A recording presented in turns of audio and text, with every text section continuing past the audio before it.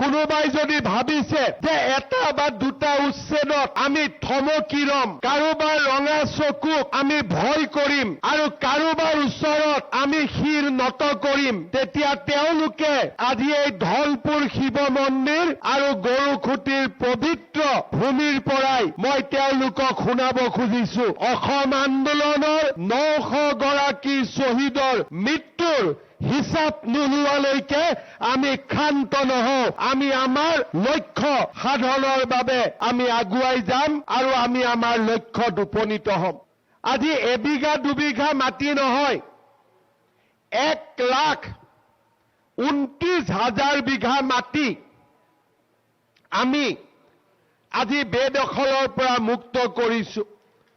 অসম আন্দোলনৰ শ্বহীদসকলৰ জ্বলি থকা জুইকুৰা অলপ হলেও নুমুৱাবলৈ আমি প্ৰয়াস আৰু প্ৰচেষ্টা কৰিছো, কিন্তু লক্ষ্য বহুদূৰ। আজি অসমত আপোনালোকে আচৰিত হ'ব, 29 লাখ বিঘা 29 লাখ বিঘা 29 লাখ বিঘা মাটি আজি বেদখলকাৰীসকলে, অবৈধ বাংলাদেশীসকলে, সন্দেহযুক্ত নাগৰিকসকলে নিজৰ দখলত ৰাখিছে। আজি মাত্ৰ আমি অকণমান মাটি বেদখলৰ পৰা মুক্ত কৰিব পাৰিছো।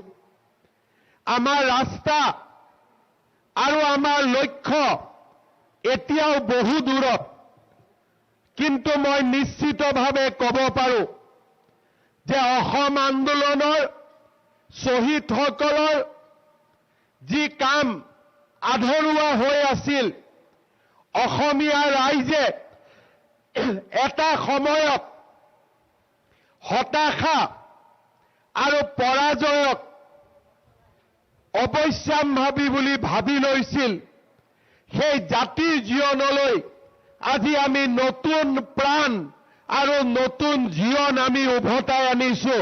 আৰু আজিৰ দিনটোত আমি সংকল্প লৈছো যে প্ৰতি টুকুৰা অসমীয়াৰ মাটি আমি সন্দেহযুক্ত বাংলাদেশীৰ পৰা মুক্ত কৰিম। এখন স্বাভিমানেৰে পৰিপূৰ্ণ আমি অসম নিৰ্মাণ কৰিম। কোনোবাই যদি ভাবিছে যে এটা বা দুটা উচ্ছেদত আমি থমকি ৰম, কাৰোবাৰ ৰঙা চকুক আমি ভয় কৰিম আৰু কাৰোবাৰ ওচৰত আমি শিৰ নত কৰিম, তেতিয়া তেওঁলোকে আজি এই ধলপুৰ শিৱ মন্দিৰ আৰু গৰুখুটিৰ পবিত্ৰ ভূমিৰ পৰাই মই তেওঁলোকক শুনাব খুজিছো, অসম আন্দোলনৰ 900 গৰাকী শ্বহীদৰ মৃত্যুৰ হিচাপ নোলোৱালৈকে আমি ক্ষান্ত নহওঁ।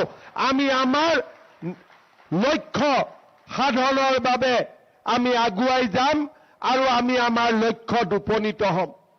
অসমীয়া জাতি কেতিয়াও পৰাজিত হ'ব নোৱাৰে। লাচিতে আমাক শিকাইছিলে কেনেকে আমি অজেয়, পিঠুৱে আমাক শিকাইছিলে কেনেকৈ আমি দুৰ্দান্ত, আৰু অসম আন্দোলনৰ শ্বহীদসকলে আমাক শিকাইছিলে আমি কিমান সাহসী। অসমীয়া এক দুৰ্জেয় জাতি, অসমীয়া এক অপৰাজেয় জাতি, আৰু এই অসমীয়াই কেতিয়াও কাৰো বশ্যতা স্বীকাৰ কৰা নাছিল আৰু ভৱিষ্যতেও আমি কাৰো বশ্যতা স্বীকাৰ নকৰো।